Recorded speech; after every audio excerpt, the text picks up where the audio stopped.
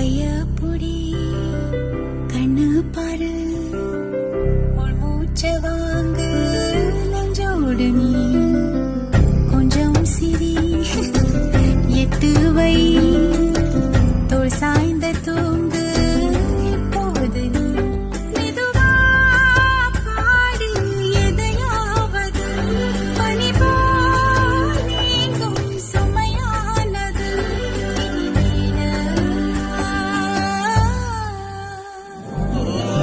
உன்னை என்று வேறு சுகம் எனக்கில்லையே உள்ளமெங்கும் நீயே வழி